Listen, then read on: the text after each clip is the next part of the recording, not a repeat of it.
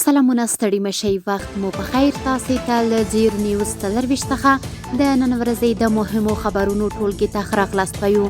نن سه شنبه د 1404 هجري لمریز کال د لندۍ 4مه چې د 2025 زیږدیز کال د نومبر له 15 سره برابره ده. شبنم وزریم او تاسې ته له زیر نیوز 24 څخه د هیواد مهم خبرونه وړاندې کوم، خو په سر کې د مهمو خبرونو سرټکي. پر افغان خاوره د پاکستانی بي پیلوټه الوتکو بریدونه.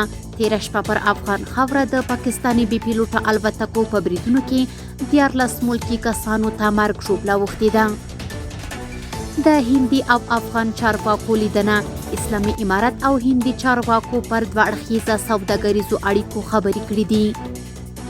او له سعودي عربستان او چین سره د افغانستان ګډ اقتصادي کمیسیونونه فعالېږي. اوس هم بشپړ خبرونه. تیره شپه پر افغان خاوره د پاکستانی بي پیلوټه الوتکو په بریدونو کې 14 ملکي کسانو ته مرګ ژوبله اوښتې ده. د اسلامي امارت ویاند ذبیح الله مجاهد ویلي چې تیره شپه 12 بجې د خوست ولایت ګربزو ولسوالۍ کې پاکستانی پوځ د یو تن ملکي ځای اوسیدونکي ولایت خان ولد قاسمیر په کور بمبار کړی چې د یوې ښځې په ګډون 9 ماشومان چې 15 هلکان او 4 نجونې پکې دي وژل شوي او کور یې ویجاړ کړی دی. مجاهد زیاته کړې چې په کونړ او پکتیکا کې هم د پاکستانی لوري په هوایي برید کې 4 ملکي وګړي ټپیان شوي دي. اسلامي امارت د تیرې شپې هوایي بریدونه د افغانستان د حریم نقض او د پاکستاني ادارې لخوا له ټولو منل شویو نړیوالو نورمونو سره سرې ټکر بللی دی. اسلامي امارت ویلي چې د پاکستاني پوځیانو دغه ډول جنایت نه یوازې دا چې کومه لاسته راوړنه نه ده، بلکې یو ځل بیا ثابته شوه چې د غلطو معلوماتو پر اساس اقدام د وضعیت له ترینګلتیا او د پاکستان د پوځي رژیم له رسوایي او ناکامۍ پرته بله پایله نشي لرلی. اسلامي امارت دغه برید په کلکه غندلی او ټینګار یې کړی چې له خپل هوایي او ځمکني حریم او خلکو څخه دفاع خپل شرعي حق بولي او په مناسب وخت کې به لازم ځواب ورکړي. اسلامي امارت او هندي چارواکو پر دوه اړخیزه سوداګریزو اړیکو خبرې کړې دي.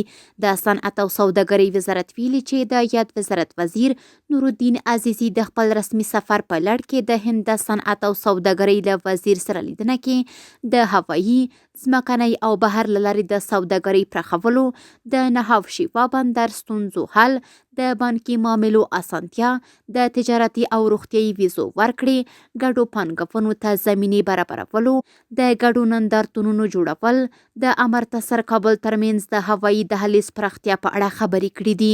د یاد وزارت په وینا دواړو لوریو هوکړه کړې چې د سوداګرۍ او پانګونې لپاره ګډ کاري ګروپ فعال او ګډ نندارتونونه تنظیم کړي. له سعودي عربستان او چین سره د افغانستان ګډ اقتصادي کمیسیونونه فعالېږي. د ریاست الوزرا اقتصادي مرستیال ملا عبدالغني برادر اخوند ویلي چې دغه کمیسیونونه به د افغانستان او یادو هیوادونو ترمنځ د دوه اړخیزې سوداګرۍ په افغانستان کې د پانګونې او ګډو اقتصادي همکاریو په اړه همغږي لا پیاوړې کړي.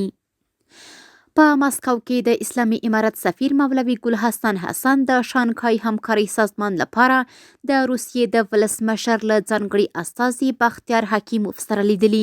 په مسکو کې د اسلامي امارت سفارت ویلي چې په یاده لیدنه کې د شانګهای همکارۍ سازمان وروستۍ غونډې او په راتلونکو ناستو کې د افغانستان د ناظر په توګه د عضویت د بیا فعالېدو پر موضوع خبرې کړې دي.